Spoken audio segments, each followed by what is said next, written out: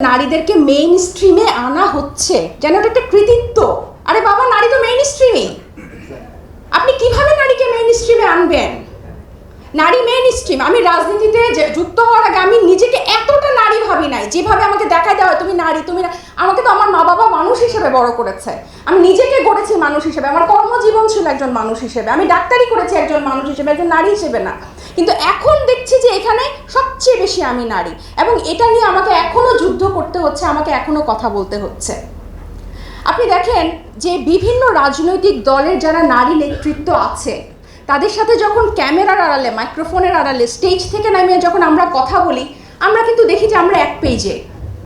কিন্তু তারা যখন ক্যামেরার সামনে কথা বলে তখন তারা রাজনৈতিক দল যেটা আরোপ করে দেয়, তাদের নীতি নির্ধারকরা যেটা ঠিক করে দেয়, তারা ক্যামেরার সামনে সেটা বলে। কেন? বিএনপির স্থায়ী কমিটির সদস্য সেলিমা আপাকে আমরা কেন দেখি না?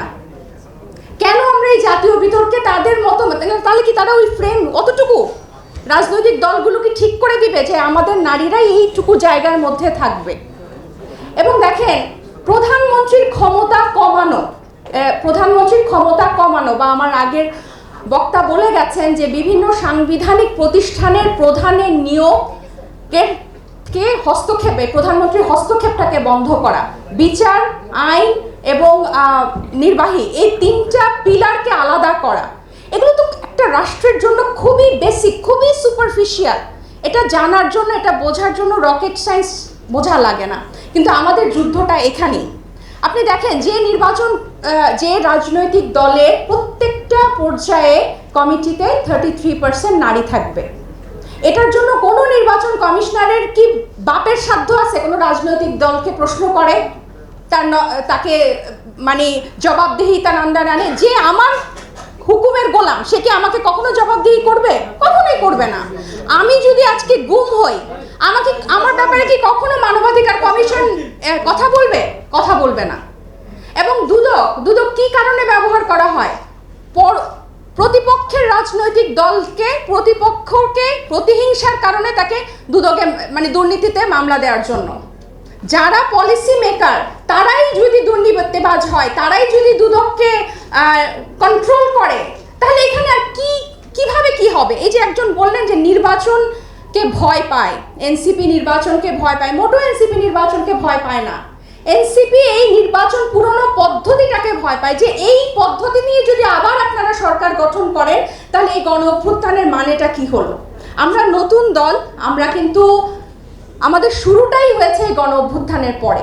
তাহলে প্রধানমন্ত্রীর ক্ষমতা কমানো থেকে শুরু করে তার ক্ষমতার জবাবদিহিতা, বিকেন্দ্রীকরণ এবং ভারসাম্য, এটাই আমাদের মূল কথা। এরপর আমাদের আগে নিয়ম সেট, তারপর আমরা রাজনীতি করব। আমরা কিন্তু বলছি না যে আমরা রাতারাতি এখন সংসদে গিয়ে আমরা ক্ষমতার জন্য আমরা রাজনৈতিক দল গঠন করেছি। সো এনসিপির এই যুদ্ধ সবসময় চলবে। এবং আরেকটা কথা, যেটা এই সংস্কারগুলো বাস্তবায়ন কিভাবে হবে? যদিও 6টা পদ্ধতির কথা বলা হয়েছে, সেই 6টা পদ্ধতির কথা ভুলে গিয়ে এখন কিন্তু সবাই ওই 2/3 আটকে আছে। আমাদেরকে বলা হয় আপনারা সরকার গঠন করেন, তারপর এসে সংসদে এই সংস্কার বাস্তবায়ন করেন। সংসদে তো এইসব মৌলিক সংস্কার তো ওখানে বাস্তবায়ন হবে না, এগুলো বাস্তবায়ন করে আপনাকে সংসদে যেতে হবে।